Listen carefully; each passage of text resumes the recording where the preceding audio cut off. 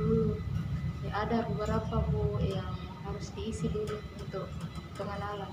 Oh gitu. Ya, bisa aja Bu, sekarang kan ada kita yang mengelola keuangan di sini tuh Bu. Iya saya. Enggak Bisa apa-apa aja. gitu Bu kalau di keuangannya. Ditanyakan. Iya. Iya. Iya. Iya. Enggak apa-apa Ji. Oh, iya. Kasih Bu. Pertanyaannya Bu lumayan lumayan banyak. Yang pertama itu berapa tahun nih pondok ini Bu berdiri? Kalau pondok berdiri itu kurang lebih mulai 2018 berdiri, tapi nanti pada saat 2019 itu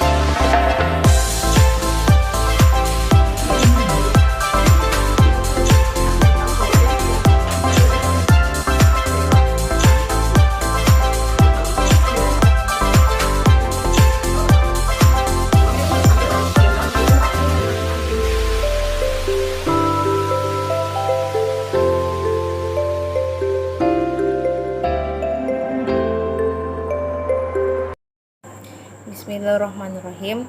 Assalamualaikum warahmatullahi wabarakatuh. Kami akan memaparkan hasil observasi kami pada MI Pondok Pesantren Tahfizul Quran Ukhuwah Muslimin.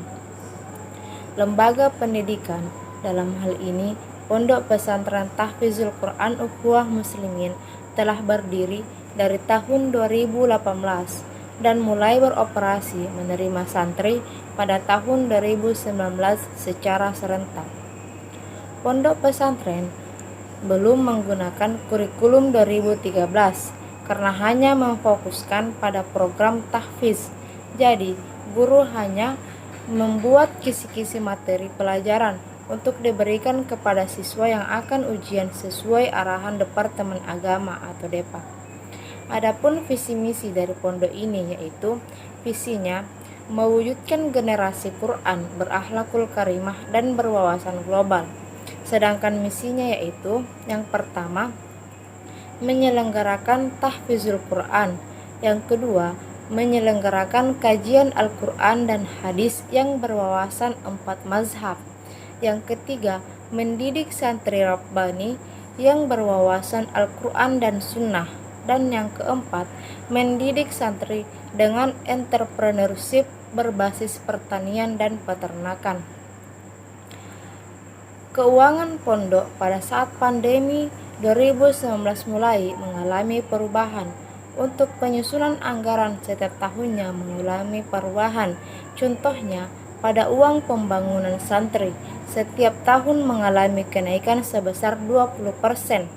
Selain itu, pada pembayaran SPP pondok pesantren tidak membebankan santri untuk membayar sekaligus, akan tetapi santri dapat membayar secara berangsur-angsur sesuai kemampuan. Adapun sumber dana pondok pesantren Tahfizul Quran Ukhuwah Muslimin, yaitu yang pertama dari santri, dalam hal ini uang pembangunan dan SPP, dan yang kedua donatur, yang ketiga wakaf, dan yang keempat dana BOS yang sebelumnya yaitu BOB. Sekian. Adapun tahap-tahap kegiatan perencanaan, penggunaan, dan pengelolaan keuangan di Pondok Pesantren Ukhuwah Muslimin.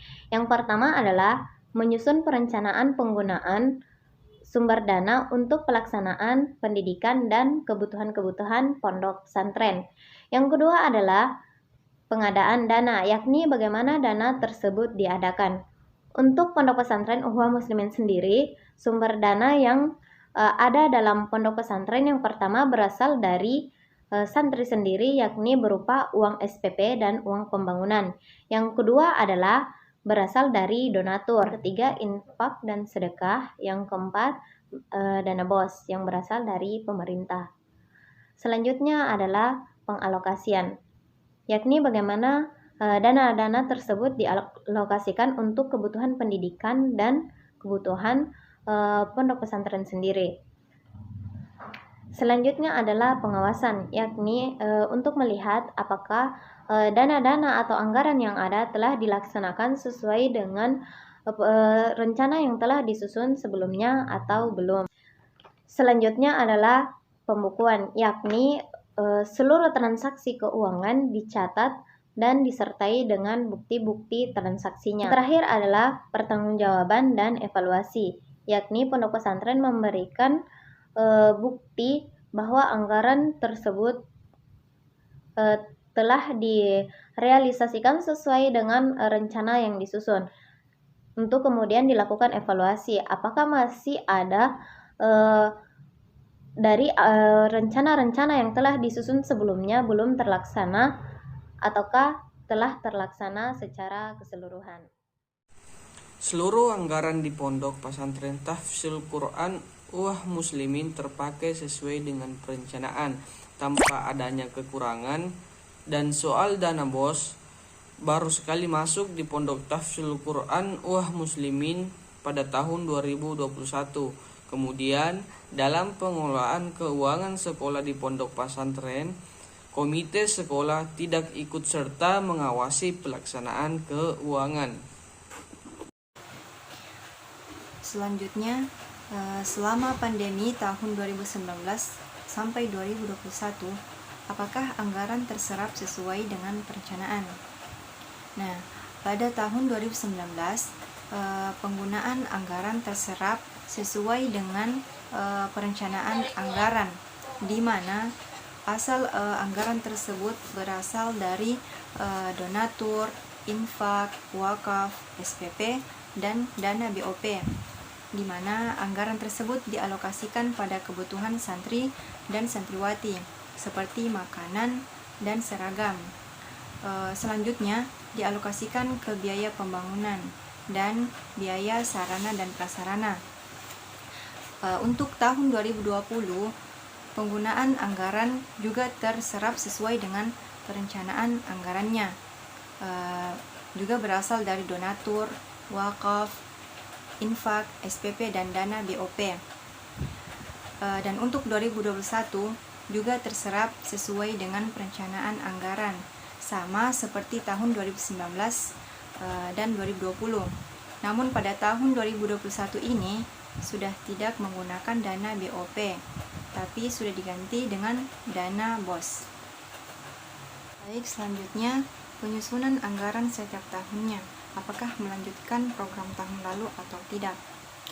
Jadi hasil wawancara kami bahwa penyusunan anggaran setiap tahunnya mengenai program perencanaan keuangan di Madrasah Ibtidaiyah Pondok Pesantren Tahfizul Quran Ukhuwah Muslimin, terutama pada saat pandemi, tentunya mengalami perubahan yang signifikan. bila dibandingkan dengan masa sebelum pandemi, di mana sebagian besar anggaran dialokasikan untuk pencegahan COVID-19.